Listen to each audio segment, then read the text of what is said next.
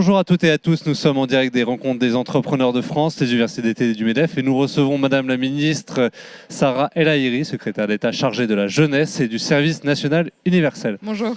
Bonjour, merci d'être avec nous.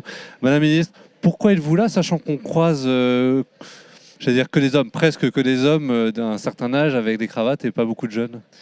Parce que la jeunesse, elle est au cœur de notre économie. La jeunesse, c'est un peu le carburant renouvelable de notre pays. Et il n'y a pas une boîte qui tourne si elle n'a pas des jeunes qui s'engagent, qui acceptent finalement de rentrer un peu avec envie et gourmandise dans le projet de l'entreprise. Et cette jeunesse, c'est moi qui l'accompagne, entre autres, avec tout le gouvernement, bien sûr, parce que c'est notre priorité. Alors même qu'on a des tensions dans le marché du recrutement, alors même qu'il y a un rapport au travail qui est en train de changer, alors même qu'aujourd'hui, une partie des personnes que je croise aujourd'hui à la REF disent on ne comprend plus cette jeunesse. Cette jeunesse, je suis aussi là pour porter sa parole. Et qu'est-ce qu'ils ne comprennent plus et qu'est-ce que vous leur répondez?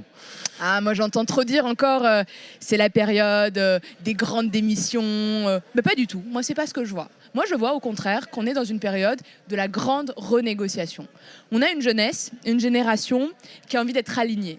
Ça veut dire qu'elle ne veut pas militer le samedi, le dimanche, pendant ses vacances, pour un juste partage de la richesse, pour une planète respectée, pour finalement une manière de consommer qui lui correspond et qui correspond à ses valeurs, et en même temps, du lundi au vendredi, se retrouver à l'opposé de ces valeurs-là. Alors il y a une nécessité d'alignement. Mais il y a aussi, et je crois que ça a été peut-être accéléré par la crise Covid, un rapport différent à l'organisation, à la gestion du temps de travail. Il y a cette grande séduction en cours de la jeunesse pour les recrutements, mais en réalité, je crois que ce n'est pas la génération du « ou », c'est la génération du « et ». C'est recrutement, bien sûr, liberté, responsabilité, toujours, mais surtout, beaucoup de confiance. Et en même temps, une politique managériale a changé, parce qu'on a une jeunesse pour qui la place du sens est essentielle, mais ce n'est pas à la place de la négociation salariale. C'est la négociation salariale et la liberté. Et puis j'ai l'impression, quand je fais mon tour de France, que je rencontre ces jeunesses qui sont très diverses, moi j'en parle au pluriel, qu'elles soient rurales, urbaines, parents, en début de carrière ou en milieu de carrière, qu'aujourd'hui l'attente vis-à-vis de l'entreprise a changé. L'entreprise doit devenir une sorte de plateforme, mais quasiment une plateforme de service, à l'attention de chacun de ses salariés, de ses collaborateurs, presque à faire du sur-mesure dans sa politique RH, ce qui n'est pas simple, hein, je ne dis pas que c'est facile.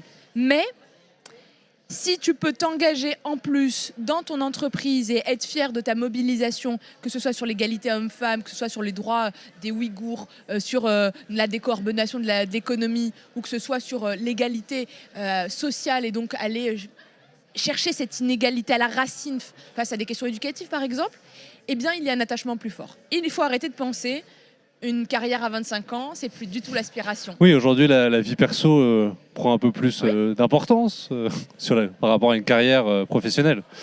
Oui, et en même temps, non.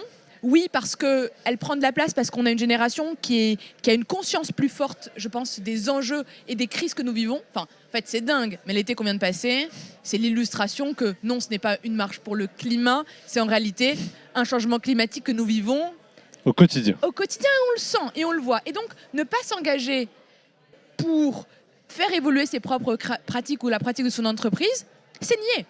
Et finalement, c'est se planquer. Et c'est une génération qui ne veut pas se planquer, c'est une génération engagée, d'où la nécessité de... D'ailleurs, on le voit, hein, il y a des baromètres qui classent les entreprises aujourd'hui par rapport à leur engagement, et ce baromètre sert à postuler ou pas. Et bien, face à cette tension du recrutement, il faut comprendre cette jeunesse, il faut comprendre cette génération, qui n'est pas une génération de planqués, c'est une génération d'engagés, extrêmement exigeante, qui demande effectivement de bousculer nos manières de recruter et nos politiques managériales. Et je crois savoir que vous avez signé ce matin quelque chose avec les juniors entreprises qu'on retrouve dans les grandes écoles et les grandes universités. De quoi s'agit-il et qu'est-ce qu'il y a dedans? Franchement, moi je crois que... On a une opportunité en or, c'est le statut de la junior entreprise qu'on a réussi à exporter quasiment partout dans le monde, parce que on a une entreprise sur 3 qui est créée par un jeune de moins de 30 ans. C'est quand même dingue, hein. Ça veut dire qu'il y a un goût de la confiance en l'avenir. Et en même temps, on a un rapport à l'échec qui est quand même toujours très complexé, qui est difficile. En France, on n'a pas vraiment cette culture de l'échec. Alors que c'est tout l'inverse qu'il faut.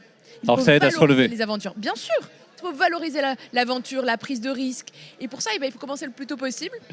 Et il faut commencer le plus tôt possible. Et ça veut dire en junior entreprise, par exemple, en junior asso dans un autre format. Et moi, je suis la première ambassadrice de ce modèle parce que j'y crois en termes de valorisation, en termes de sécurisation aussi du parcours. Et on a signé avec les junior entreprises le premier prix qui mettra en valeur une junior entreprise qui aura un accompagnement financier, mais aussi un accompagnement en termes techniques et administratifs et en termes d'ingénierie. Quels sont les critères de choix ? Ils seront publiés dans quelques heures. Le plus important, c'est la capacité, non pas à recruter, parce que c'est souvent les règles qui classent, mais plutôt la capacité d'impacter dans la société les sujets qui sont les nôtres aujourd'hui. Crise environnementale fondamentale, crise géopolitique, donc question informationnelle, lutte contre les fake news. Finalement, c'est comment l'entrepreneuriat permet de répondre aux grands enjeux citoyens que nous avons et donc aux crises et finalement augmenter souveraineté, résilience de notre pays. Il y a une autre crise que vous n'avez pas citée, qui est l'inflation. Comment vous pouvez, vous, à votre échelle, aider les jeunes face à ce phénomène ? Vous savez, moi je suis d'une culture de l'honnêteté et de la parole libre. L'inflation, c'est une charge qui est aujourd'hui portée par tous les acteurs. C'est-à-dire l'État, bien sûr, au premier d'entre eux, l'entreprise aussi, et enfin, le particulier en tant que citoyen. Pour les jeunes en particulier, nous avons fait quoi ? Pour les jeunes étudiants, on a d'ores et déjà renouvelé et augmenté les bourses de 4%, gelé les frais d'inscription, gelé les loyers au sein des Crous, remis les repas à 1 € au sein des Crous pour répondre aux besoins premiers, c'est-à-dire le besoin alimentaire. Mais au-delà de ça, un jeune, il peut être étudiant, mais il peut être aussi jeune salarié, jeune parent.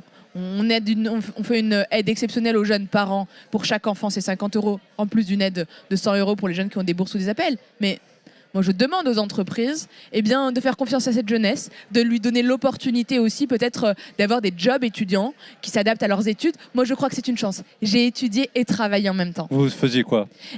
C'est métier très basique. J'étais commerciale et donc j'ai d'abord commercialisé quelque chose que beaucoup connaissent, c'est-à-dire les photocopieurs.